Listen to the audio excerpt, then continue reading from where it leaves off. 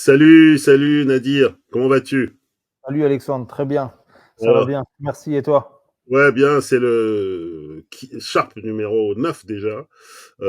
Sandrine Matichard est en vacances et qu'on a le plaisir de recevoir Nadir Youlin, qui est à la fois un réalisateur, un entrepreneur, un homme d'action, qui est en direct aujourd'hui, tenez-vous bien, de Wellington, New Zealand. C'est ça? Absolument, tout à fait, Le, c'est ça, le au pays pays des, de Weta et des le Hobbits, pays dans de la terre du milieu. et du kiwi. Le Voilà, pays qui est spécialiste en rugby, en paysages magnifiques, en, euh, en effets spéciaux, et aussi on m'a dit, c'est là où il y a les abris anti-atomiques de tous les billionnaires de la tech, ouais, dont ah, Zuckerberg. Donc, tu es en train de chercher un nouvel appart là-bas? c'est ça. Et d'ailleurs, je suis chargé de te passer le bonjour de quelqu'un que tu connais bien, qui est le Frodon, le Hobbit. Ah ouais? Il m'a dit, Il t'a dit de me... c'est pas Gollum, hein, c'est pour... Ah ouais, non, ça va, relax. Donc, Donc on va avec toi suivre l'actualité de la semaine, essentiellement cette semaine DeepSeek, et ensuite on Ouais, reviendra sur ton travail, et puis on terminera ouais, toujours par des petits sujets légers. Donc on respecte c'est ça. disons, les principes de Sharp, et en plus on en profite pour explorer un peu ta vision du monde, ton travail, Ouais, et tout ce que tu es en train de préparer, non seulement en Nouvelle-Zélande, aux États-Unis, au Japon et en ouais, France. ouais, Voilà, bah, c'est Sharp numéro 9. ouais. Voilà. Alors, le sujet, de toute façon, qui a, comment dire, battu tous les records de toutes les manières, c'est l'entrée fracassante de l'IA générative chinoise dans la tête des Américains essentiellement, mais dans toutes nos têtes. On en parlait la semaine dernière en disant peut-être que c'est le petit qui va battre les grands, et ça s'est confirmé brutalement à la bourse à New York, à Wall Street. Et de manière générale, ce qui a surpris tout le monde, c'est que la thèse finalement de l'open source est en train de s'imposer, ou en tout cas, elle a montré que tout ce qui était fermé était puissant, mais avait des grosses difficultés à vraiment innover. Et ça a provoqué, en fait, un krach boursier pratiquement à soi tout seul. On va commencer par regarder ce qui s'est passé depuis qu'on s'était parlé avec un petit sujet de Bloomberg, et puis on va continuer à discuter de l'impact de Deep January AI. 27th, 2025 may go Voilà, down in peut-être history le as jour DeepSeek Day. DeepSeek. DeepSeek shaking up global tech. Nvidia losing nearly Nvidia $600 qui en prend billion plein la in tête, moins market cap 16% today en une alone. journée, In qui a ont few brûlé hours, the 600 company broke its milliards, own record for the biggest 600 single day milliards de loss valeur in market boursière en une value in journée. history. Un truc de fou. A Mais c'est handful of remonté other depuis, non? US chip Un stocks, petit many peu, mais trading at c'est 30 surtout times toutes les earnings or prévisions more, qui en faisaient plummeted un as well. monopole. They dragged Ouais. down the S&P 500 Et and tout the Nasdaq l'ensemble des 100. valeurs Even as companies pared tech. some losses later in the week, DeepSeek had sent a message. Voilà, le message c'est finalement, est-ce que la course à la puissance des chips était la seule voie pour développer l'intelligence artificielle générative. Et derrière, finalement, la voie américaine qui avait été très symbolisée par l'annonce de Stargate, quoi, les 500 milliards d'investissement pour écraser tout le monde, c'est toute cette vision des choses qui a un peu pris du plomb dans l'aile, on va dire. Comment tu vois ça, toi de l'autre côté du monde en étant réalisateur? Bah, figure-toi que dans le cadre d'un tournage que je mène du documentaire, je déjeunais avec des artistes qui travaillaient pour Weta et on a parlé effectivement, et c'était des illustratrices d'ailleurs, donc ils étaient concernés par l'effet de l'IA, etc. Et on a parlé de DeepSeek et ils voyaient ça plutôt d'un bon œil, du fait que effectivement, comme tu disais, tu vois, ça pouvait un peu atomiser, ouvrir à tout le monde et faire un pied de nez.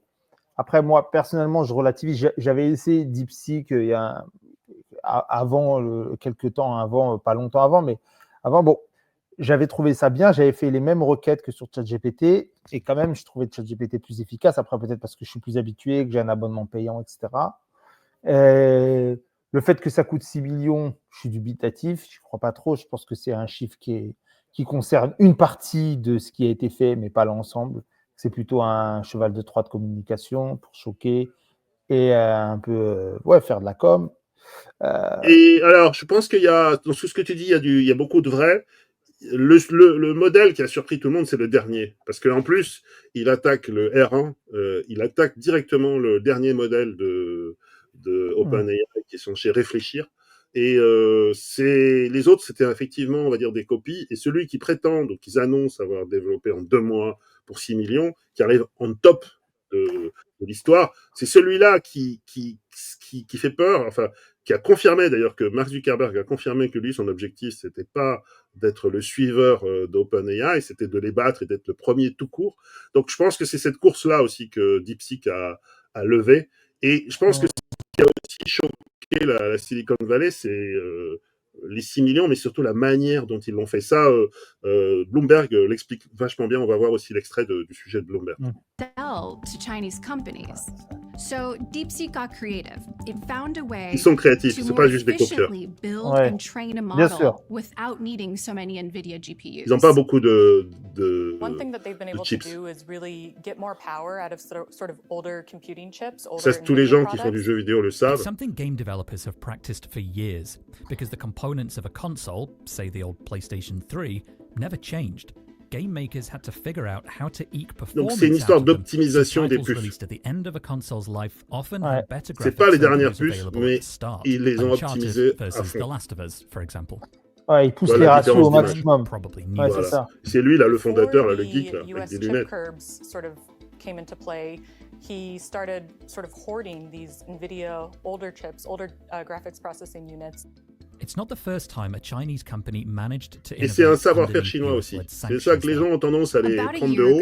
ago, Huawei stunned Mais the Huawei tech avait fait le même industry coup. by unveiling a phone that was powered by semiconductors that were more advanced than US officials previously thought possible, especially after they had instituted export controls. This DeepSeek release and this huge reaction that it sparked could raise alarm bells in Washington in a similar way. There are a lot of people now in Silicon Valley trying to decipher how exactly DeepSeek was able to build this model, whether it used technology from other companies, and whether it used more chips than it's let on. Il y a un côté qui me fait penser un peu à ce que moi et d'autres essayent de faire dans le milieu artistique, dans la production, un peu en mode un peu de hacker le système établi et de réussir à faire des choses des choses réelles, qui ont le même niveau, mais avec des appuis différents. Et donc, moi, j'aime bien le fait de venir et d'atomiser directement les habitudes, l'inaccessible, etc. Après, toute relativité, je me dis quand même, il y a quand même beaucoup d'argent chez DeepSeek, Ah tout oui, de même, bien sûr. voilà. Et, mais je pense que ça remet de l'enjeu. Je pense que aussi, à mon avis, d'autres hackers entre guillemets en Californie, ça va les challenger. On va voir comment ils sont challengés, s'ils vont se dire mais attends, si eux ils ont pu le faire avec beaucoup moins d'argent, Voilà. peut-être que nous aussi on peut aller challenger les gros Ouais. de chez nous. Tu vois, Exactement. j'ai l'impression que ça rebat des cartes, des verrous psychologiques. Oui. Il y Sur en a, en qui est leader, tu vois. Le gars, là, donc on voit rapidement dans le sujet, qui a l'air d'un geek total, c'est une espèce de Bill Gates quand il était au début, tu vois, il a même pas 40 ans. C'est un matheux fou, il y a eu un super portrait de lui dans Wall Street Journal. C'est un mec surbrillant, et c'est aussi un entrepreneur, et qui a rassemblé autour de lui un véritable laboratoire. Comme il n'avait pas d'argent, il a monté un fonds quantitatif d'investissement complètement bourré d'IA, en fait. Complètement bourré d'IA traditionnelle. Et c'est pour ça qu'il a acheté des puces, en fait. Et donc, il a déjà des puces. Et son fonds, High Flyer Capital, dégage beaucoup de bénéfices, sauf l'année dernière. Il s'est excusé auprès de ses clients. Donc, il y a des super portraits qui sont sortis de lui depuis. Donc, le Wall Street Journal, il y en a un autre dans The Verge. Et il y a aussi un très bon sujet dans France 24 qui explique ce qu'il a derrière et pourquoi dans son laboratoire, et c'est exactement ce que tu décris, c'est un peu une culture de hacker, c'est une culture de dire, ils nous ont interdit les dernières puces, mais en fait, on est plus malin que ça. On est plus malin que ça, c'est ce que montre très bien le sujet de Bloomberg. On est plus malin que ça parce qu'on n'est pas puissant, mais d'abord, on est très intelligent, on a une tradition, et puis on a la technique à fond. Donc, ils ont même utilisé, c'est ça maintenant ce que leur reproche OpenAI, ils ont utilisé le dernier modèle d'OpenAI pour nourrir leur tactique. Évidemment, OpenAI écrit « Ah, c'est du vol, ah, c'est de la copie ». Mais souvenez-vous, le sujet de la semaine dernière, le CEO de Perplexity AI, il disait « Non, mais bon, dans ce milieu, on s'inspire. » Voilà. Évidemment, Ouais. quand tu n'es pas d'accord, tu le Ouais. dis en macro-pied. Mais ils s'inspirent tous les uns des autres. Et ça, c'est très, très important. C'est comme ça, d'ailleurs, c'est pour ça que beaucoup de gens ont fait le rapport avec la bombe atomique. C'est-à-dire qu'en fait, c'est des Ouais, voilà. laboratoires, ils s'inspirent les uns des autres. Il y en a un qui trouve un truc et l'autre qui dit, mais moi, je vais le faire, mais je vais y arriver par une autre manière. Tu vois. Ouais. Tu as la sensation aussi de le premier homme qui a marché sur la Lune avec les Ouais, Russes, tu sais, la qui compétition. est le premier qui va dire ouais, j'ai les GI. Enfin, tu sais, Ouais. j'ai Ouais, l'impression de ils ont... revivre des moments que j'ai pas vécu directement, mais Non, qu'on m'a mais narré, tu vois. bah, le moment Spoutnik, la presse américaine, elle a dit C'est c'est comme ça. Spoutnik. Un jour, les Ouais. Américains, ils se réveillent et les Russes, ils ont envoyé un satellite. Sauf que Branle-bas de là, c'est les combat. Chinois. Voilà, mais là, c'est des Chinois. Et les Chinois, en plus, avec, il faut pas oublier, c'est des vrais capitalistes. Hein. Ils sont contrôlés par le Parti communiste, mais en fait, le gars, il se prend, enfin, il veut devenir ultra riche. C'est souvent très familial, et c'est des gens qui ont fait des niveaux d'études exceptionnels. Moi, j'avais un patron chinois chez Microsoft. Franchement, le niveau intellectuel est exceptionnel, et c'est des entrepreneurs en plus. Tu vois, c'est-à-dire, c'est des gens qui ont une énorme tradition culturelle qui est millénaire. Hein. Moi, mon patron, il nous parlait de sobriété. Tu vois, les Américains ne comprenaient pas de quoi il parlait, de frugalité. Tu vois, c'était vraiment des concepts chinois. Et avec dessus une agressivité capitaliste incroyable. Lisez le portrait de France 24. Il raconte vraiment que ce gars, c'est un mélange de Sam Altman, de Bill Gates et de Mark Zuckerberg. Tu vois, il n'est pas là pour plaisanter, il est là pour être number one. C'est un ordinateur sur pattes. Et même en Chine, il leur fait peur. Hein. Faut pas croire que le Parti communiste est très à l'aise avec lui. Ils l'ont déjà un Ça, peu c'est réprimandé. intéressant. Parce qu'on aurait pu croire que c'était piloté Non. par. Et en fait, c'est quelqu'un qui est aussi autonome dans le milieu. Tu vois, aussi, ça c'est intéressant parce que quand on fait Chine-USA, en réalité, c'est pas tout à fait ça. C'est quand Non. même des gens un peu dans une certaine autonomie de créatif, d'entrepreneuriat, de production. Ah ouais. Effectivement, après, comme c'est des enjeux d'État, tout est relié. Mais c'est important de rebattre, tu vois, de mentionner ça, parce que de le rementionner, on ne l'a pas beaucoup mentionné, et de le mentionner parce que ça peut venir aussi, ça pourrait venir aussi d'ailleurs. C'est vrai que dans les grandes C'est puissances, exactement le truc. tu vois, ça pourrait venir d'ailleurs. On aimerait que ça vienne, mais bon, malheureusement, mais ça aurait. Non, on va en parler. D'abord, il y a des États dont l'État chinois, depuis longtemps, on a fait l'objectif numéro un. C'est pour ça qu'ils ont fait tout cet écosystème, dont lui, il est Ouais, un des représentants. Et il y a un État en Europe, qui est l'Angleterre, qui a décidé aussi de prendre l'IA en main et d'en faire un objectif stratégique. On peut regarder un extrait d'un sujet d'Arte sur Keir Starmer, qui est le Premier ministre d'Angleterre, qui lui aussi a dit que il a pris sa blouse de laboratoire et puis il a été dans les labos pour dire qu'il voulait qu'il soit number one.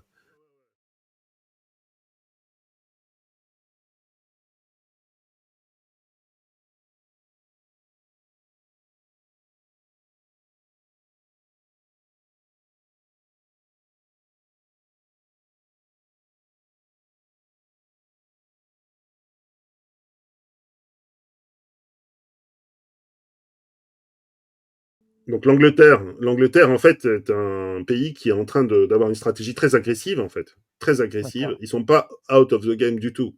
Ils essayent de construire un écosystème comme les Chinois à l'échelle d'Angleterre, c'est quand même 17 milliards d'investissements.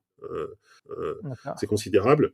Et puis, ils s'essayent aussi de faire émergent des entrepreneurs qui vont provoquer le même effet qu'en Chine, c'est-à-dire qu'ils vont déferler un peu sur le monde. Donc il y a des pays qui s'inspirent de cette stratégie-là. En tout cas, Keir Starmer s'en inspire, en espérant avoir ses fonds à la fois financiers, enfin toute cette mécanique qui se met en place. Bon, ce qu'on oublie aussi de dire, c'est que les Chinois, ça fait presque 20 ans qu'ils sont sur le coup. Après la défaite du meilleur joueur de Go contre une intelligence artificielle, pas générative, mais une intelligence artificielle, contre DeepMind, ça a été un choc national. C'était un choc national. Et ils ont dit, il n'est pas question de baisser. Donc, c'est à partir de là qu'ils ont développé leur stratégie. Et on en voit les fruits aujourd'hui. Voilà. Voilà. Moi, je pensais que je me faisais la réflexion sur les Anglais en pensant qu'ils étaient out of the game, justement, parce qu'on n'entendait rien venir depuis la Grande-Bretagne, mais visiblement. En fait, ils ont pâti de leurs problèmes politiques. Le précédent Premier ministre avait organisé déjà le sommet de l'IA, celui qui va avoir lieu à Paris. parce qu'ils ont une histoire avec l'IA, puisque c'est pratiquement eux qui ont inventé l'intelligence artificielle avec Alan Turing pendant la Deuxième Guerre mondiale. Ils ont inventé l'informatique. Tous les lieux historiques de l'IA sont en Angleterre, en fait, Bleacher Park et autres. Et puis ensuite, c'est parti beaucoup dans l'informatique américaine, dans l'informatique militaire. Ça a été repris complètement par les travaillistes avec Keir Starmer, qui a décidé, en gros, parce qu'il est assez dirigiste et volontariste, qu'il fallait que ce soit l'investissement majeur, un peu comme la France avait fait sous Giscard le plan de téléphone, quoi. Voilà. Et du coup, on est dans une dynamique. Simplement, ici, on n'en parle pas parce que c'est un nouveau gouvernement. En plus, c'est un gouvernement travailliste. Donc, ils ont une approche moins libérale. Je crois que ça va porter ses fruits. Mais comment t'expliques qu'en même temps, on ne voit pas de boîte, tu vois, même en France, même si tu t'entends parler de Mistral, tu entends des Hugging Face que j'aime beaucoup, tu vois, même s'il y a des investisseurs américains à l'intérieur, des VC, etc. Mais c'est un Français. Tu sens des dynamiques poussées de l'Angleterre, mais je suis peut-être ignorant. Hein, c'est pas une vérité que j'apporte, c'est plutôt vraiment une question. Je vois pas de pôle. En fait, ce qui s'est passé aux États-Unis, hein, moi, je pense qu'ils ont d'abord le goût du risque. Ils ont beaucoup plus le capital risque, qui a beaucoup investi. Et puis, il y a eu une accélération que personne n'avait vue. Hein, c'est-à-dire que personne n'attendait à ce que OpenAI cartonne comme ils ont cartonné. Même Elon Musk, qui était un des fondateurs de OpenAI, il est parti. Parce qu'en fait, il y avait une dynamique où il fallait lever beaucoup d'argent, des milliards. Et c'est grâce à Sam Altman et Microsoft que ça a décollé. Parce qu'à partir du moment où Microsoft met 1 milliard que Musk ne voulait pas mettre, ils sortent ChatGPT, GPT-3, et ensuite Microsoft met 13 milliards d'investissements en compute et en argent pour que ça décolle. C'est là où tu as l'explosion. Mais ça, aucun pays dans le monde, à part les Chinois, n'avait la puissance qu'il fallait pour le faire. Et en plus, ils le font de manière fermée, parce que même s'ils sont une fondation qui ne doit pas gagner d'argent, ils le font de manière fermée. Donc, c'est pour ça qu'on a vu cette accélération, mais il y a plein de boîtes à des échelles moindres qui essayent de faire mieux. Et par ailleurs, et ça c'est ce que montrent les Chinois, et montrent très bien le sujet d'Arte dont est extrait l'extrait sur l'Angleterre, l'innovation, c'est pas nécessairement qu'une question de milliards que tu mets sur la table. C'est un état d'esprit que les Chinois ont bien travaillé, et même s'ils sont dirigistes. Et il y a une prof à l'intérieur du sujet d'Arte qui le dit vraiment bien. On peut regarder aussi l'extrait du sujet d'Arte consacré à l'Europe. We often think of AI as very dependent on extreme amounts of money, but innovation doesn't necessarily need large investments. Innovation is often about reshuffling what's already there and adding layers to existing components and thereby creating value. And I think we can do a lot by being mindful about why we want to use these technologies that are already here, keeping in mind the democratic and citizen right principles that are prevalent in Europe and developing services on basis of that. I think that can be our strength in winning the AI race. Voilà, je trouve qu'elle dit vraiment de manière très simple des choses qui ont besoin d'être réaffirmées, réaffichées. Ce que font les Américains, c'est du capitalisme américain. Ce que font les Chinois, c'est du dirigisme à la chinoise sur de l'innovation. Mais il y a aussi une manière européenne, il peut y en avoir une. Il y a les Anglais qui font leur truc à l'anglaise, mais globalement, le reste du continent, il y a des lois, ce qui est quand même exceptionnel, même si c'est contraignant. Ouais. Et en fait... c'est la vieille phrase, là, c'est de la contrainte que naît l'imagination qu'on attribue à Machiavel. Mais en fait, il faut utiliser les contraintes européennes pour faire des choses. Et elle le dit très très bien, il y a une part d'argent, bien sûr, mais il y a une part aussi de faire des services qui correspondent aux besoins des gens et qui respectent les valeurs démocratiques. Mais les contraintes qui existent en Europe, en France, la Grande-Bretagne, elle est sortie de l'Europe, elle n'a pas les mêmes contraintes, non ? Justement, c'est ce qu'elle essaye de faire. Elle essaye d'avoir la dynamique, on va dire, internationale, d'avoir un peu de dirigisme, et de ne pas avoir la RGPD, tous ces trucs-là. Nous, on a quelque chose d'autre à faire, et je ne vois pas pourquoi l'Europe n'y arrive pas. Elle a une grande tradition de recherche, hein, l'ARN messager, enfin, il y a beaucoup d'inventions européennes qui sont exceptionnelles. C'est le passage au marché. Ingénieurs qui sont aux États-Unis, il y en a pas. Ouais. Bien sûr. Et donc, du coup, c'est tout l'enjeu de ce qui est en train de se passer sur l'IA en ce moment. On va voir ce que ça va donner au moment du sommet là, à Paris. Mais en attendant, il faut inventer quelque chose d'autre qui soit pas américain, pas chinois. Et puis, il y a aussi un autre débat qui est vraiment intéressant et passionnant, d'ailleurs, que Hugging Face pousse beaucoup, qui est finalement celui de l'open source. Parce que on sait que Meta a beaucoup poussé, mais il y a d'autres Français qui ont monté Hugging Face, qui vivent aux États-Unis. En fait, il y a des investissements aux États-Unis, mais la grande force, c'est Hugging Face, en dehors de Mistral. Et il y a aussi une très bonne interview d'une des spécialistes de Hugging Face qui explique bien l'histoire de l'open source dans un sujet de France 24. On va te mettre tous les liens des sujets qui nous ont nourris. On peut regarder l'interview de cette Française qui est très très claire, cette chercheuse. C'est important parce que en open source a été sorti un modèle qui a enfin atteint les performances des modèles à source fermée. Les modèles à source fermée, c'est ChatGPT par exemple, où vous envoyez votre requête sur un site internet, il y a un modèle quelque part, mais entre les deux, il y a plein d'étapes. Et ces étapes-là, vous n'avez pas la main dessus. Et vous ne savez pas ce qui se passe entre votre requête et le modèle, et entre ce que le modèle vous renvoie et ce qui vous est affiché. Les modèles à source ouverte, à l'inverse, vous pouvez les télécharger et les installer sur votre machine. Ce qui veut dire que vous pouvez avoir complètement la main. Quand vous envoyez vos informations, vos données, tout est fait en local. Alors dans le cas d'un modèle comme DeepSeek, c'est un modèle qui est énorme. Il ne tournera pas sur votre machine, il peut tourner sur un cluster de calcul. Mais on va vers des modèles qui sont de plus en plus performants et de plus en plus petits. Ce qui veut dire qu'on va vers des modèles qu'on appelle des modèles locaux, qui peuvent tourner sur les ordinateurs de n'importe qui, et dans le futur, sur des smartphones, sur des edge devices, des objets embarqués, etc. Voilà, l'histoire de Hugging Face, qui est une boîte dont on a déjà parlé, qui est la boîte de l'open source, finalement. Elle est extraordinaire, mais derrière, ils sont déjà en train de penser à la suite, des techs miniaturisés, de l'IA dans ton téléphone. Ce sur quoi aussi travaille Apple, ce sur quoi travaille Samsung.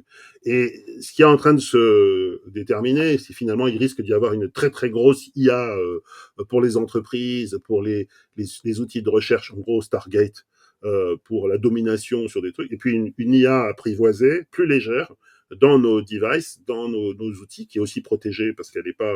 et c'est ça aussi qui est en train de se passer. Donc, il va y avoir probablement plusieurs open source, plusieurs mondes fermés, avec une capacité de fabrication et de création qui est exceptionnelle. Et là aussi, il faut rendre à France 24 et à Arte, c'est qu'ils ne regardent pas les choses de la même manière. Et ce que fait France 24, par exemple, c'est qu'ils montrent que cette histoire d'open source, c'est vraiment intéressant pour le monde entier. Pas que pour le monde américain ou les Chinois, mais globalement aussi pour le monde entier, avec une super entrepreneuse depuis, je crois, Nairobi au Kenya. C'est excellent parce que déjà, ça nous montre que l'open source, c'est vraiment le chemin vers lequel il faut se diriger. Mais en plus de ça, on s'est rendu compte qu'avec DeepSeek, ils ont pu construire un modèle qui est aussi performant que les gros modèles qu'on voit qui viennent d'OpenAI ou d'Anthropic, mais avec des ressources, avec beaucoup moins de ressources. Et en fait, cette innovation dans la scarcité, c'est ce que font les innovateurs africains tous les jours, parce que nous, on n'a pas accès au même niveau de ressources que les innovateurs américains, que les innovateurs chinois. Et donc, il faut savoir qu'on est toujours dans cette innovation pour la scarcité. On construit toujours des modèles qui sont plus petits, mais des modèles qui sont utiles pour des solutions spécifiques. Et en fait, ça va être un modèle d'export pour l'Afrique dans l'intelligence artificielle globalement. Voilà, on voit bien en fait que derrière ce que font les Chinois, ça inspire l'Europe, l'Angleterre, les pays baltes et qui on veut. Et en plus, ça ouvre des portes à des gens qui sont hors jeu, en théorie, parce qu'ils ont ce qu'elle appelle la scarcité, la scarcity of resources, c'est-à-dire que tu n'as pas nécessairement tous les talents, tu n'as pas nécessairement toute l'infrastructure technique, mais quand tu l'as, tu travailles, c'est pour ça que mon patron Chilo, il parlait tout le temps de frugalité, parce qu'en fait, tu travailles de manière totalement différente. Et ça, c'est un vrai défi, et il est fort possible qu'on voit des IA venus de pays auxquels on ne s'attend pas, avec des super histoires, avec des boîtes, parce que les ingénieurs réfléchissent différemment, ils n'ont pas les mêmes ressources. Tu vois, donc... Ouais, c'est ça. De toute façon, l'avantage aussi, c'est qu'ils croisent des influences culturelles. Oui. Ils vont à la rencontre des différentes influences culturelles, ce qui propose des façons de penser et d'appréhender, de composer, de métaboliser la réalité multiples, puisqu'ils viennent de parcours différents. C'est sûr que si tu as grandi en Inde et si tu as grandi à Palisade, t'as pas la même façon d'appréhender le réel, Ouais. voilà, culturellement. Et ça aussi, c'est une des richesses que tu retrouves aux États-Unis, en Californie. C'est une de leurs ressources phares. Mine de rien, il y aura toujours cette ressource-là parce que quand même la société est composite. Moi, j'étais dernièrement là-bas et j'étais dans un studio de mocap dans un beau studio de mocap à Venise où il y avait plein de VR. Ils étaient en train de faire un pilote d'une expérience en AR VR pour les studios Sony. Et je discutais avec un des programmeurs pour des expériences qui vont se situer avant les films ou pendant les avant-premières, où genre tu vas voir le film et tu peux faire une expérience AR du film. Et bon, je discutais avec un développeur et c'était un Chinois, tu vois, qui a grandi en Chine, etc. et qui est maintenant aux US depuis longtemps et qui travaille et qui croisait avec Dan, qui est un Afro-Américain. Voilà. Et en fait, on voit bien que, tu vois, ce relationnel-là, c'est vraiment une richesse qu'on peut avoir en France. Mais malheureusement, en France, on est toujours sur parfois des questions d'identité, d'intégration un peu qui nous bloquent dans notre richesse intrinsèque, quoi. Et ça c'est un avantage qu'ont les Américains, la Californie, malgré tous les autres problèmes. Et Oui. tu viens dans les entreprises, ils en sont pas là. Ça travaille entre eux, des Syriens, des Indiens. Oui, Ça croise. la globalisation, le monde, il est au bout de la rue en Amérique parce que tu as beaucoup d'immigrés. Je pense, ceci dit, que Trump est en train de retourner une grande partie de ça. Et donc, ça va, à mon avis, aussi beaucoup bouger. Quand je travaillais là-bas, je me souviens, il y avait beaucoup d'Indiens, notamment, qui retournaient en Inde, fortune faite, où ils ont fait une partie de leur carrière pour aller développer l'Inde. Avec toutes les barrières que met Trump, il y a eu des conflits à l'intérieur du Parti républicain sur l'immigration, sur lequel Musk a prévalu en disant il faut qu'on prenne les cerveaux quand même. Mais je pense qu'une partie des cadres aussi vont retourner ou vont travailler différemment. Donc on va voir. Hein. D'ailleurs, c'est une bonne transition pour qu'on comprenne un peu ton travail, un peu d'où tu viens. Parce que toi, tu es à la fois un entrepreneur, tu es aussi un réalisateur à l'origine. Est-ce que tu peux nous raconter un peu ce qui t'amène en Nouvelle-Zélande là? Disons, donc, tu t'as bien résumé. Hein, je suis réalisateur, créatif, et du coup, je m'intéresse à la tech depuis de nombreuses années et je l'utilise. Donc, ce qui m'amène, c'est depuis 2 ans et demi, 3 ans, j'ai commencé la production d'un documentaire qui sera sûrement une série de documentaires qui s'appelle 24 Hours Before the AI on the Metaverse. L'idée, c'est comme ça, si je devais te pitcher ce que sera le résultat, tu vas te retrouver par exemple de 9h à 9h30 avec un sumotori à Tokyo, tu vas te retrouver de 9h30 à 10h avec un groupe, une chorale en Afrique du Sud qui chante à Cape Town, tu vas te retrouver de 10h à 11h en Inde avec des docteurs de l'Ayurveda, et en fait comme ça dans 24 pays, 24 heures, 24 pays, résumé, et à chacun… En Jordanie, là. En Jordanie, là c'est à Petra, voilà, où on est aussi dans le Wadi Rum, là où ils ont tourné Star Wars, là où ils ont tourné là, c'est Mars. au Tibet. Là c'est en Mongolie, dans l'un des derniers monastères où il y a des jeunes, voilà, des monastères qui forment les jeunes moines. Et en fait, à chacun, il y a une expo photo qui va avec, il y a une dimension VR 360, mais il y a un film classique et à chacun, on demande un peu leur relation avec la digitalisation, avec la technologie, comment ils vivent, eux, l'internetisation des relations, la digitalisation du monde. Il y en a qui ne l'utilisent pas du tout en Mongolie, il y en a en Corée du Sud, ils sont dans une autre relation. Voilà, il y a des contrastes et à travers ça, on marque la connexion, en fait, bon gré, mal gré, de tous les êtres humains, avec des moyens technologiques, mais parfois aussi sans. Simplement par le rythme de la planète, en fait, qui reste. Il y a un rythme universel, tu le vois bien, c'est quelque chose d'impalpable, mais parfois c'est très incarné. Et moi, c'est donc ça toi, aussi. Tu réalises, tu moi, poses des questions, tu viens avec ton casque, tu viens avec ton IA et ton métaverse, et tu leur poses la question et tu leur montres des images. C'est ça, je leur montre des images. Parfois, j'ai pas grand-chose à dire, c'est eux, je les suis.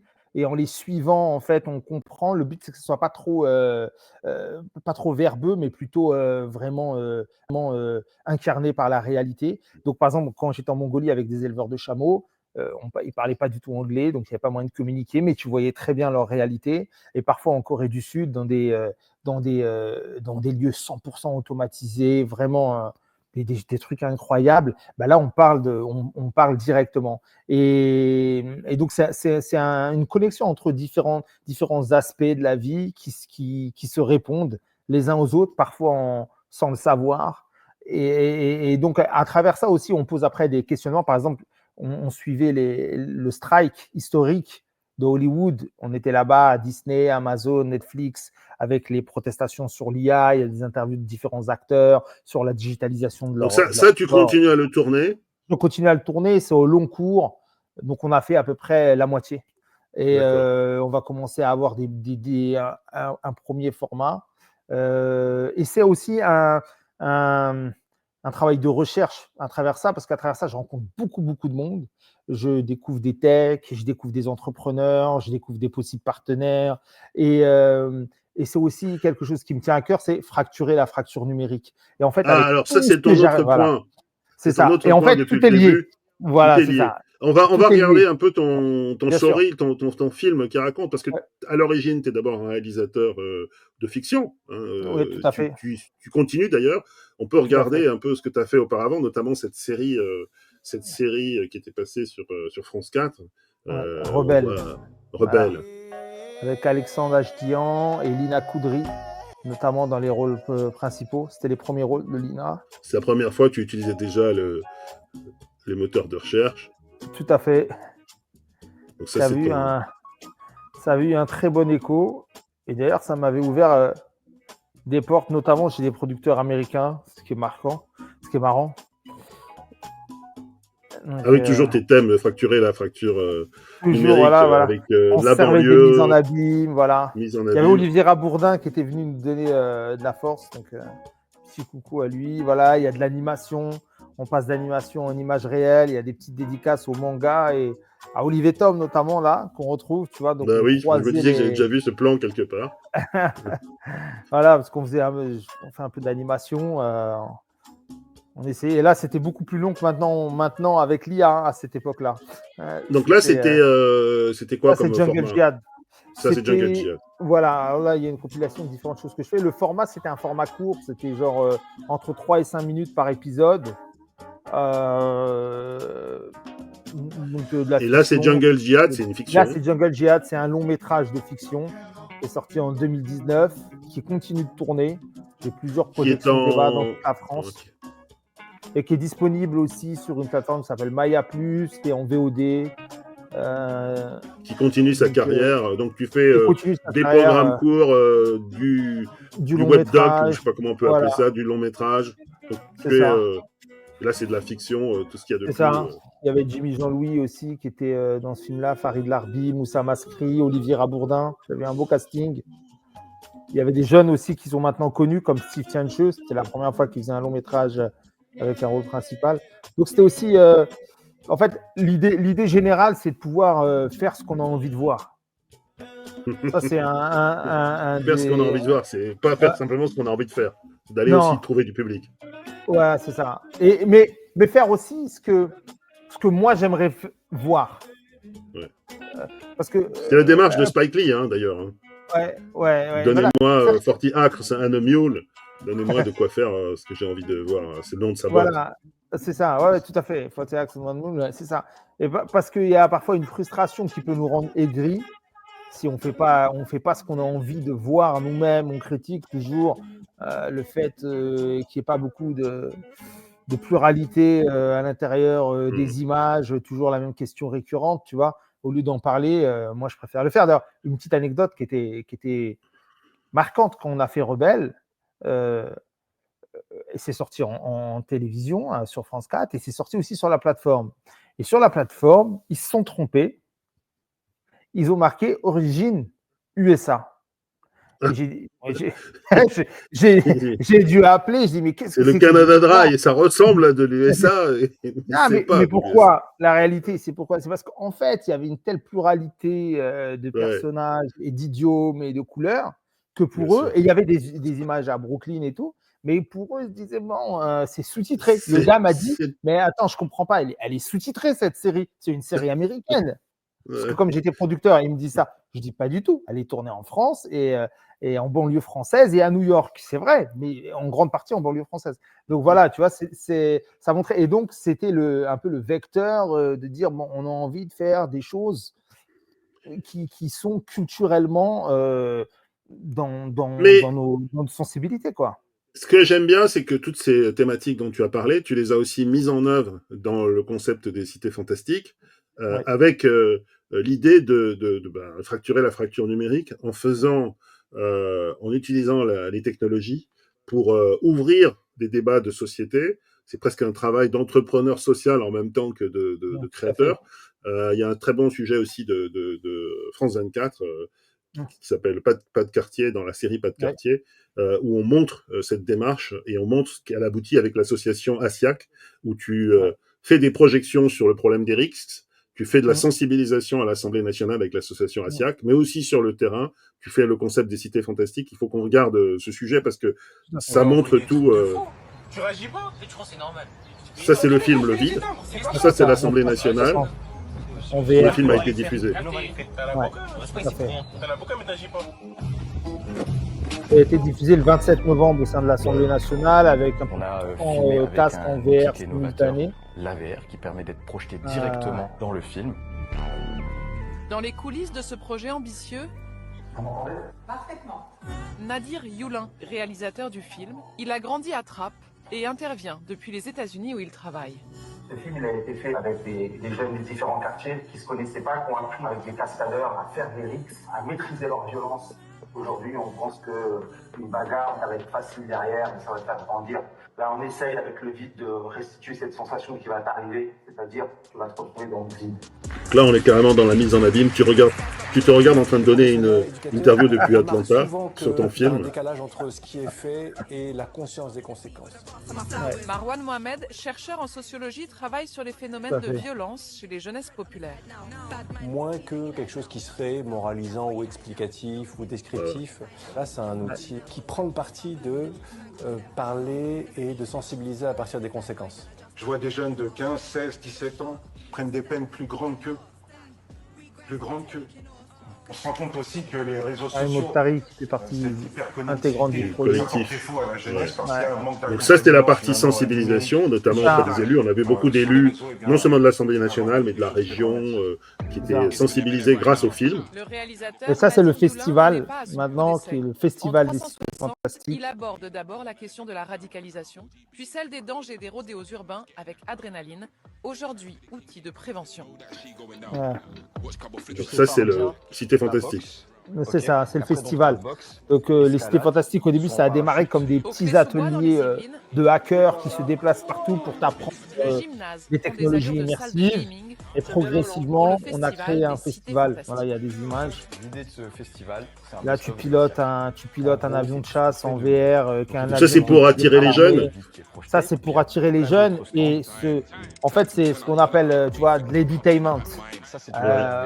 C'est l'innovation au service de l'éducation. Donc l'idée, c'est tu viens, tu t'amuses, tu prends du plaisir, et ce plaisir, on va te proposer de t'en servir de cette énergie pour aller découvrir les opportunités qu'il y a à ton service. Et c'est quoi? C'est les métiers qui sont... tu viens de faire le tournoi des cités fantastiques en ado. On va te montrer comment on fait de la réalité augmentée. Tous les métiers qui sont liés à la réalité augmentée, que ce soit la cybersécu ou du commerce ou de la programmation en Python. Tu viens de découvrir le cinéma immersif. On va te montrer tous les métiers qui sont en lien avec ça, les opportunités métiers avec des entreprises qui sont là. Et il y a même aussi la police qui est là. Il y a la police municipale aussi qui vient faire de la VR. Parce qu'on développe les verticales de l'éducation avec voilà, la prévention, la relation jeune-police, qui est fondamentale, parce que pour une éducation, tu vois, le rapport à la police, il est problématique en France, tu vois. Et aujourd'hui, organiser des séances liées à la tech avec des policiers, des jeunes et une expérience d'innovation, on rapproche, on crée du dialogue. En même temps, on fait du e-sport inclusif avec des personnes en situation de handicap et des personnes valides. Et en même temps, on ramène des on voit les entreprises professionnels de aussi. formation. Ouais, vas-y. Qui est souvent en tension. Un petit match entre la police et les jeunes, c'est exactement ce qu'on cherche. Ça, c'est la partie police. Voilà. Il y avait la partie entreprise tout à l'heure. Peut-être après les diriger vers des métiers qui recrutent. Voilà, avec les métiers. Bon, tu vois, tu as aimé ce simulateur, tu as aimé t'amuser dessus, mais tu sais que derrière, il y a quelqu'un qui programme ça. On veut utiliser une approche ludique pour apprendre qu'il y a plusieurs voies sur lesquelles ils peuvent se lancer. Pour raconter les histoires de vos quartiers, un mail, Instagram et Facebook. Voilà, donc le sujet, de toute façon, il est disponible aussi en ligne, donc ceux qui veulent aller plus loin. Donc là, ça montre bien ton travail à la fois de réalisateur, on en a parlé, tu fais des fictions courtes, parfois traditionnelles, des longs. Et en VR. Et en VR, tu fais du documentaire. Et puis aussi, tu as cette action, et de la télé. Engagement. Comment Et je vais dire, et de la télé. Voilà. Et en parallèle, donc tu es en tant que chef d'entreprise en train de faire le tour de tes partenaires. Donc là, aujourd'hui, tu es à Wellington. Tu as été voir quoi? Il y a Weta. Bien sûr, c'était le premier lien. C'est ça. C'était Weta. Demain, je tourne avec des illustrateurs de Weta qui ont fait du costume designer sur le Hobbit. Donc, on a été visiter le studio de Weta, évidemment, voir les animatronics, voir un peu comment ils avaient créé tout ça. C'est des studios mythiques, parce que c'est là qu'ils ont fait des District 9, Planète des singes, et évidemment tous les Seigneurs des Anneaux. Ce qui est intéressant en Nouvelle-Zélande, c'est le contraste aussi, parce que tu es dans un environnement hyper naturel, et en même temps, à Weta, tu vois quasiment tous les de Dune, dernier Dune, Blade Runner, quasiment tous les blockbusters sont faits en partie ici en Nouvelle-Zélande. C'est-à-dire sur le Maroc workshop aussi, ou les pour Dune, il y a VFX. aussi. Oui, mais sur les lieux de tournage, mais je parle sur la post-prod. Ah, pour la post-prod. Pour la post-prod, oui, parce qu'en fait, l'histoire, c'est qu'il y avait Peter Jackson qui a créé cette boîte. Peter Jackson, qui est un des plus grands réalisateurs et qui a fait Le Seigneur des Anneaux, donc qui a tourné là-bas. Il y a tout un écosystème maintenant avec tout ce qu'il y a de plus tech, depuis très longtemps d'ailleurs, comme tu le disais, de l'IA, qui est un outil finalement utilisé depuis très longtemps dans la production d'effets spéciaux.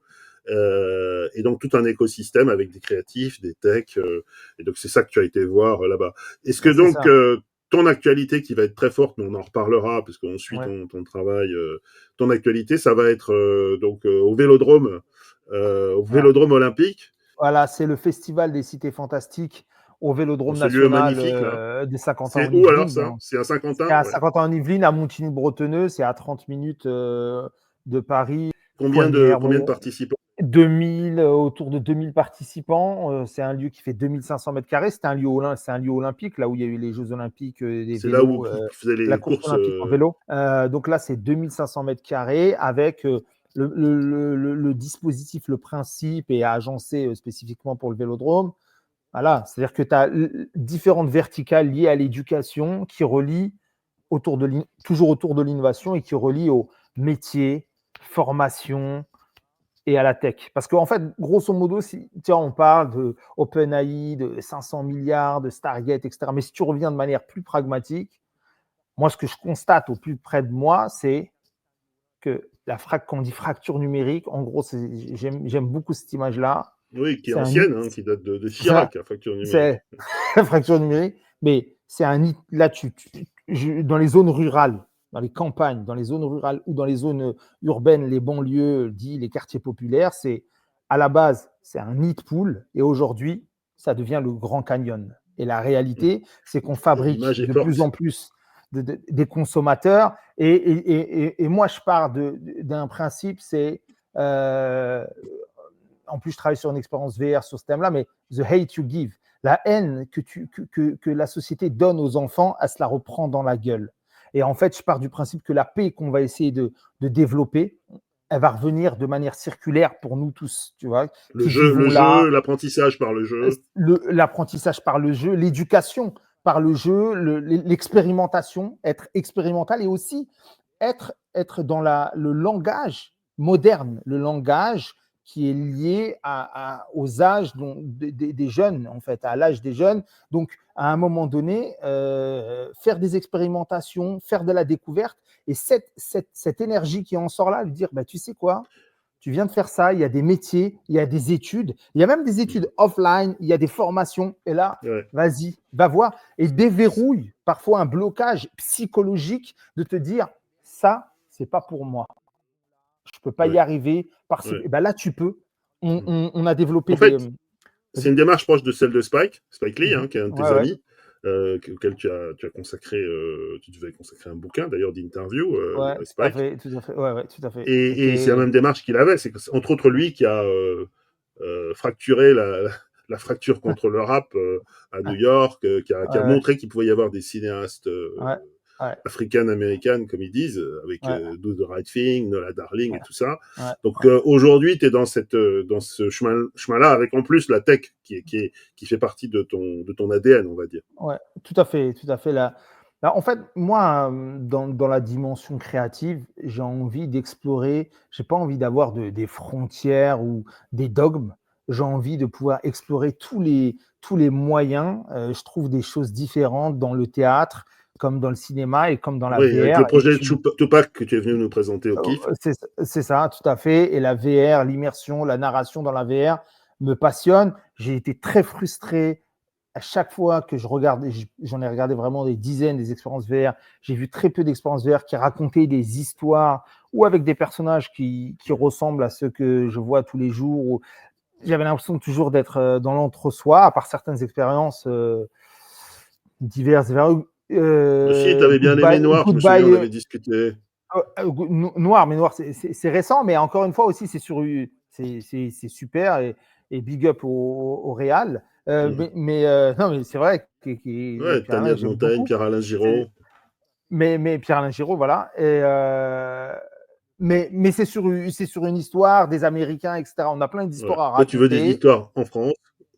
Voilà, on peut avoir des histoires multiples, il n'y a pas de problème, mais je trouve que dans tout ce qui se fait, c'est bien qu'il y ait Noir, c'est super, mais dans tout ce qui se fait, qu'il y ait d'autres histoires, moi je sors celle de Tupac, etc. Mais quand je fais la prévention, un film qui s'appelle Le Vide et qui participe de la prévention d'Erix ou l'adrénaline, c'est en 360, ou d'autres expériences qu'on essaye de faire en VR pur 3D, on essaye aussi d'ajouter des touches du réel de la France, et de ramener aussi la réalité devant ces écrans, pas reproduire aussi un peu cette forme de décalage qu'on trouve dans le cinéma, notamment dans le cinéma français, qui est assez incroyable, l'entre-soi assez incroyable. Et donc toi, tu voyages, tu utilises la technologie, tu mélanges les formules.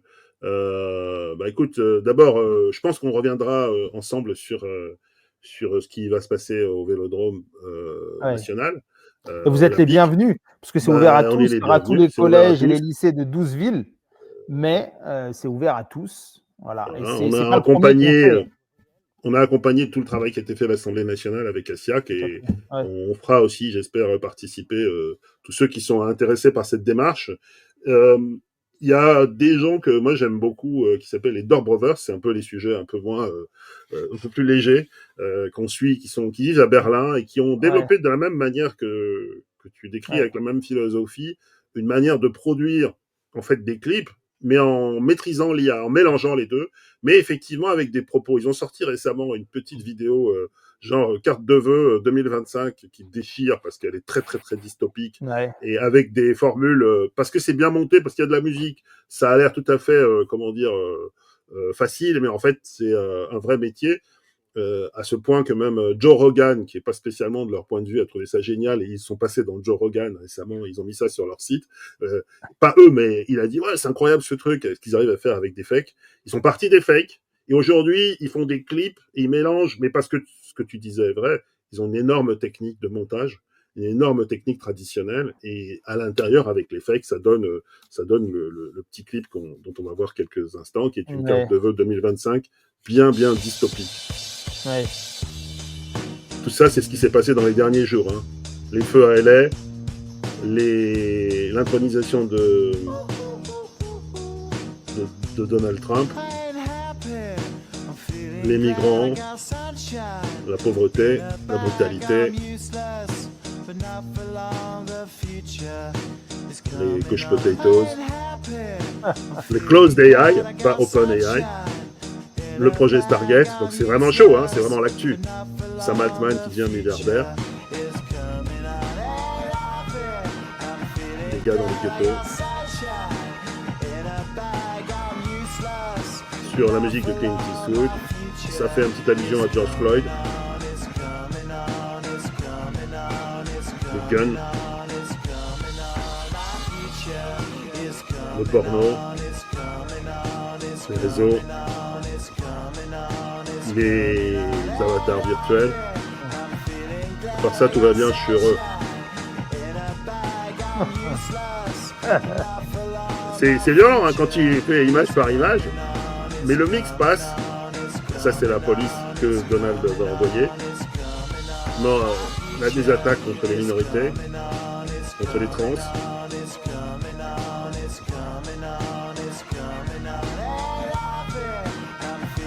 Et les problèmes qui vont avoir lieu quand ils vont sortir de force. Les migrants, des déportations. Forcément la violence civile, la poursuite des migrants à la frontière. D'une Amérique finalement qui se retourne sur elle-même dans la crème. Et les hamburgers, les grosses pizzas. C'est, quand tu vois le clip, tu te rends pas compte, mais c'est une accumulation d'images. Et j'ai vu pas mal de réactions des gens, un petit coup sur la Chine aussi, les médicaments, les opioïdes, et évidemment le contrôle des esprits. Et c'est focus sur les US. Ah bah, je pense qu'ils sont dans une approche, là, aujourd'hui, ils vivent à Berlin. Hein. Et là, c'est un message à l'Amérique, quoi. Donc, je trouve qu'ils ont une démarche qui est assez puissante, qui se remarque dans les réseaux, hein, parce que ça se voit depuis. Ils font à côté de ça, ils font de la pub. Mais c'est, je pense, comme tu disais, une réalisation hybride, en fait. C'est, ils ont un propos, mais ils utilisent les fakes, pas simplement pour des fakes, pour provoquer, quoi. Et avec une réalisation très rapide. Hein. C'est l'actu de la semaine dernière. Ouais. Non, Projet Stargate, c'était la semaine dernière. C'est ça, ouais. Non, techniquement, c'est ce que je trouvais. On voit dans les interviews à l'ancienne de George Lucas, même récent, où il dit l'IA, pour eux, c'est quelque chose qui sont intrinsèquement liés à leur démarche d'innovation, mais ce n'était pas les LLM. Mais en tous les cas, dans leur idée, c'est un outil supplémentaire. Je trouve que les Durbozor, ils sont forts techniquement. Ils sont un peu caricaturales quand même, parce que c'est quand même très caricatural, parce que c'est dur de résumer les USA. Parce que le nombre de contre-pouvoirs, de contre-pensées, enfin, tu vois, moi j'étais là-bas pendant Espérons-le. Je sais que tu aimes les USA, mais... Non, mais c'est juste, même j'aime la France, j'aime l'Algérie, j'aime la planète, en fait, tu vois, j'aime beaucoup le Japon, mais plus tu avances, plus tu vois la complexité, tu vois, et du coup, tu as du mal, en fait, tu as du mal à être d'un côté ou d'un autre, tu as du mal à être polarisant, parce qu'en fait, tu vois les complexités, les gens, la relativité. Et d'ailleurs, 24 heures avant l'IA et le métaverse, 24 hours before, c'est ça en fait, tu vois. C'est comment finalement tu es connecté. Moi, j'ai du mal à être aussi caricatural, etc. Brutal. Mais je comprends que c'est bien de cliver comme ça fait aussi du clic. Mais cela étant, pour l'IA, je trouve que c'est un outil, tu vois, il y en a plein qui sont inquiets. Mais c'est un outil, tu vois, moi, là, je sais que j'ai des projets et sur lesquels je mêle image réelle et IA. Pour moi, c'est juste un outil, au lieu de passer, comme j'ai fait de l'image d'animation avant, depuis des années, où des fois, pour refaire 2 minutes, on passait 3 mois à 3, mais quand même 3 mois, c'était long. Là, je sais que je ne vais pas passer ce temps-là pour faire des effets spéciaux de mon prochain film en Algérie, qui est un film de science-fiction, avec Farid Larbi. C'est un film traditionnel. C'est un film traditionnel de cinéma. Il y a Farid Larbi, Khaled Ben Aissa, Lina Koudri dans le rôle principal féminin. Dans le désert et dans la Casbah, on a des VFX à faire dessus. Ça va être fait en IA. Et en fait, c'est intégré à l'intérieur. C'est juste que c'est des outils pour des... Moi, j'aime bien le côté... on a différents pinceaux. On a des pinceaux plus puissants. On va s'en emparer et on va faire ce qu'on a à faire avec. Il n'y a pas vraiment de dogme. Donc, je trouve qu'ils sont puissants parce qu'il y a eu beaucoup de choses aussi qui sont faites et tu as l'impression que c'est une sorte de motion design, de cadres qui bougent autour d'images. C'est beau et tout ça, mais ça raconte pas grand-chose, en fait. Tu vois, ça raconte pour des fois rien. Tu vois, c'est juste de l'image pour de l'image. Mais je comprends qu'il y ait un plaisir à créer. C'est bien comme quand tu fais sur Midjourney et tout ça, mais en termes de narration, de storytelling, de là où ça t'amène, même d'expression, qu'est-ce que tu veux exprimer, moi, j'y trouve pas mon compte. Et même si j'aime pas, même je préfère quelqu'un qui raconte des choses, même si je suis pas d'accord avec lui, mais je reconnais qu'il raconte des choses. Donc, en tous les cas, l'IA, il y a cette opportunité-là, mais quand tu as un jeune hacker, artiste, tu veux faire des choses, là, c'est un outil où tu n'as pas les moyens, tu ne peux pas avoir une équipe tu vois, même si, et encore une fois, quand tu regardes, aujourd'hui, avec un iPhone 16 Pro Max, tu demandes à Spielberg, ou il va te dire, si aujourd'hui, si c'était aujourd'hui que j'avais 20 ans, je ferais mon film avec ça. Soderbergh, je suis toujours étonné. Soderbergh, il a 2 ou 3 films, mais 2 sûrs, qui sont sur Netflix, qui sont sortis au cinéma et qui ont été tournés avec des iPhones. Et moi, je connais des raids, ils disent, non, mais il me faut la dernière RAID, etc. J'ai tourné avec les plus grosses caméras en anamorphique et tout. C'est bien pour certaines choses. Mais l'iPhone 16 Pro Max, tu en as 2, 3 avec certains setups à l'intérieur. Et vas-y, c'est parti, en fait. Tu vois, c'est suffisant. Et avec l'IA, à l'intérieur même des téléphones ou même en post-prod, boum, tu passes au-dessus. Et quand tu as des choses à dire, c'est juste des forces supplémentaires pour toi à moindre coût, parce que tu ne pourrais pas faire autrement. Tu vois, tous les figurants, tu as des images de police et tout. T'imagines, tu ne peux pas les faire, ça. Tu peux les faire, mais à combien avec les autorisations qu'il faut demander? Là, tu promptes bien, tu as une vision, limite, tu prends une photo en amont de choses et tu les reproduis. C'est magnifique. Tu peux aller très loin. Franchement, tu peux aller très loin. Justement, parce que là, tu es à fond, là, je sens bien chaud. C'est quoi ton petit sujet, là? Tu voulais nous parler de robots. Donc, tu veux faire quoi avec les robots? Tu veux nous montrer déjà quelque chose? Alors, je vais vous montrer Skeletronics au Japon. Justement, comme au Japon, je suivais différentes personnes, des sumo, donc pour le documentaire sur la tech, mais j'ai rencontré aussi, je faisais toujours de la recherche, l'innovation avec les dernières tech japonaises. Et donc, il y a ça qui cartonne au Japon. En fait, c'est des... Skeletronics. Donc, je l'ai pratiqué, je l'ai fait, je suis en contact avec eux. C'est quoi? Ce sont des robots de cinéma? En fait, c'est des... Non, c'est de l'entertainment. Un mélange d'art martial futuriste divertissant. En gros, tu vois, dans Avatar, quand tu mets juste, j'ai un trou de mémoire, un exosquelette, pardon. Tu prends un exosquelette, donc qui t'augmente avec des points en plus, etc. Vous êtes 2, il y a une sorte de combat. Donc chacun a un exosquelette? Chacun a un exosquelette avec une forme diverse. Alors là, ils vont un peu plus loin. Il y a carrément, ils sont en hauteur, etc. Mais là, tu peux l'utiliser directement. Tu es avec tes chaussures et tout, normal. Et en fait, ça, on va dire, c'est un peu comme un combat de boxe ou d'art martial. Il y a des règles à respecter. C'est un combat d'exosquelette. Avec ton exosquelette. C'est toi avec ton exosquelette contre l'autre avec son exosquelette. C'est de la chevalerie, en fait. C'est de la chevalerie. Sur un cheval et d'avoir un truc carapassonné. C'est ça, tu vois, très proche de l'escrime. Mais ce qui m'intéresse, c'est toute la vision que tu as de la robotique. La robotique un peu appliquée à quelque chose qui est du divertissement. Mais en même temps, il y a une dimension sportive, d'innovation. Après, moi, mon côté les techniciens, tout ça, je m'intéressais à, tu vois, parce qu'en fait, dès que tu touches, tu as un compteur qui déploie selon là où tu as touché le nombre de points différents. Oui, donc comme dans un combat d'escrime. Ça ressemble beaucoup à l'escrime, mais tu sais quoi, quand même, l'exosquelette, il a un poids, tu as des règles, et en fait, tu ne te rends pas compte, mais d'avoir un exosquelette sur toi, vraiment comme dans Avatar, ça te propulse. Quand on en parle, c'est comme ça. Comment dire, la théorie de l'IA, c'est que ça te propulse, ça te rend plus... ça décuple. C'est ça. Et là, ça te propulse dans quelque chose d'autre. Donc, tu vois, je fais beaucoup de recherches, de veille comme ça, pour voir ce qu'on peut aussi importer, développer des activités avec, faire découvrir des éléments innovants pour s'amuser. mais l'amusement Ça est un sera. levier. Ça Est-ce que ça sera pas dans cette version du festival.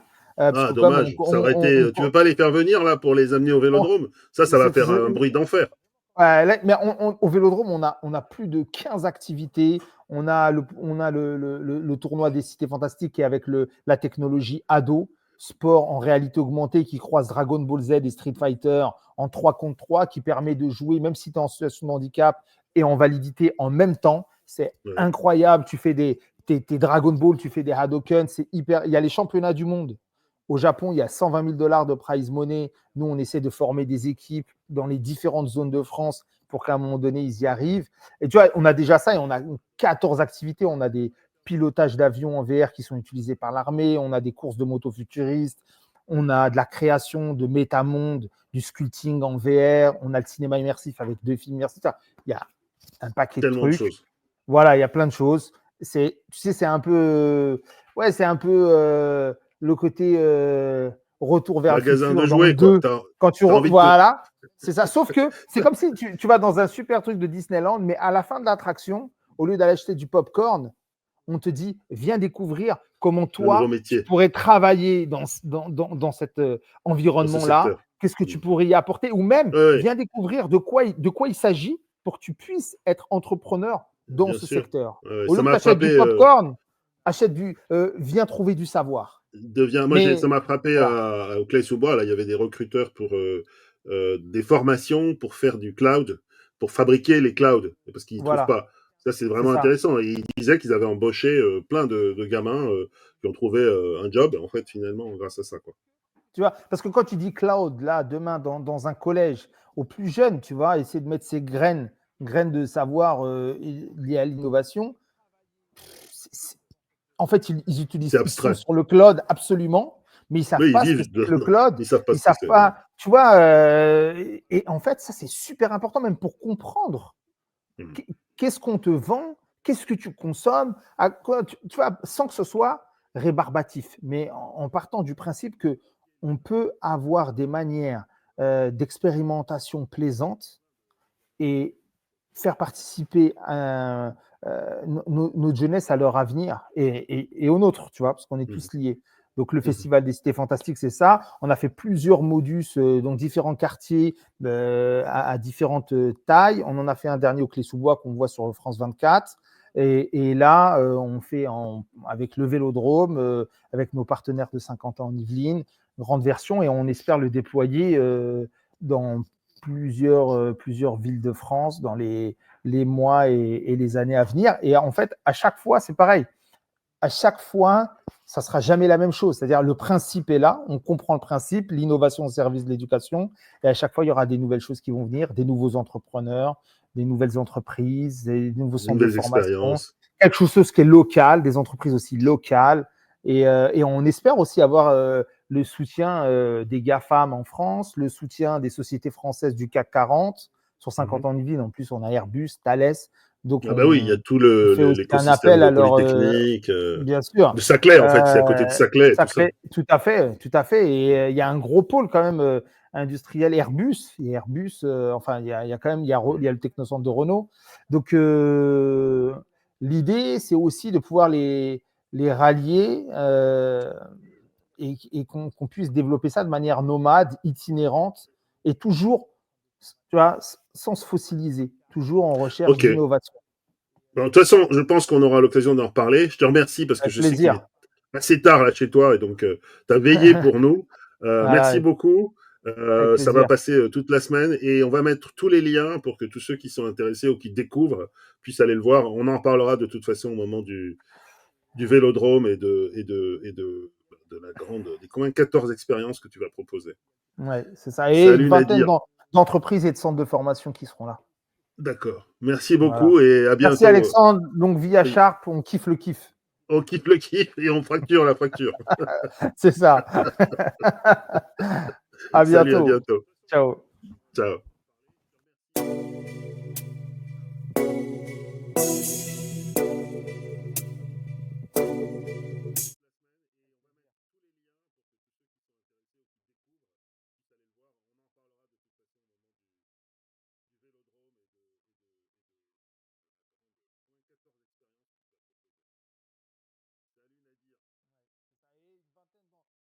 entreprise et de centres de formation. Merci beaucoup et à bientôt. Voilà. Oui. Merci Alexandre. Donc via On Sharp, coupe le on kit quitte et le on kit. facture la facture. C'est ça. Salut, à bientôt. À bientôt. Ciao.